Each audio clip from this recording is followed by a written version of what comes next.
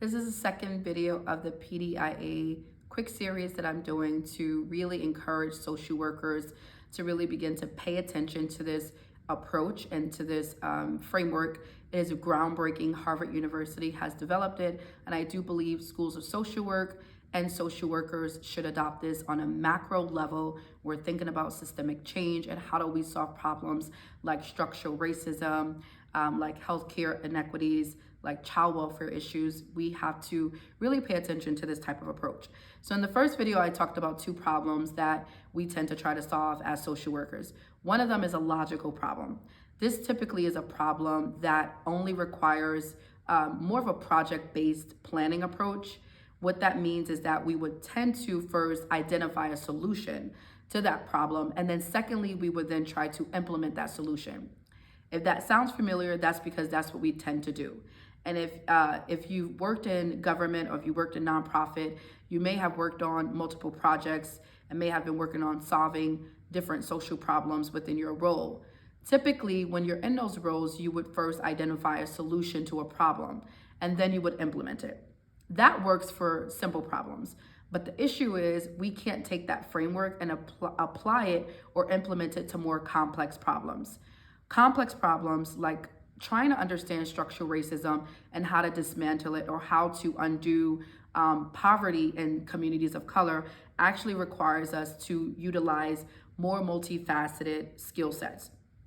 And so what that really means is, first we have to identify motivational problems. And that sounds interesting because typically, again, we come from a solution-based standpoint and we say we have to first identify the solution.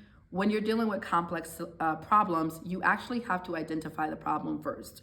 So as opposed to being solution-focused, you have to be problem-driven and problem-focused. That may sound crazy to you, but that is actually the way to solve complex problems. And as my professor, Matt Andrews, would say from Harvard University, I encourage you to rent this idea or to borrow it before just saying it doesn't work. Again, the first thing we have to do is identify the problem. Many times we don't even know what we're solving. We're just doing the same thing, doing what's always been done, getting the same results, and then we're bumping our heads against the wall trying to figure out, why are we not solving or dismantling systemic racism? Why is there a youth mental health crisis? Why are there still the same social issues going on and on and on? Well, I would like to submit to you that the reason why we're getting the same results is because we keep doing the same thing and it's not working, which means that we have to start re-engaging a new framework. And that's what PDIA does. It allows us to first identify what is the problem that we're solving and to come from a problem-driven approach. It then allows us the flexibility and the ability to use solutions that may never have been thought of. And this is great because we don't have a blueprint, we don't have a roadmap, we don't have success stories essentially yet, because these problems are still pervasive in society.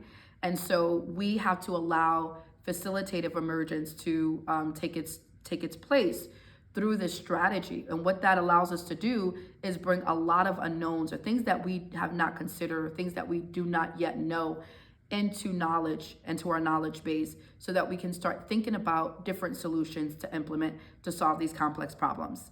It also involves expanding authorization. It involves high level skills. It involves functional roles.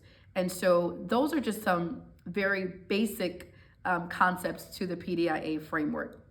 And those are also some of the principles to solving complex problems.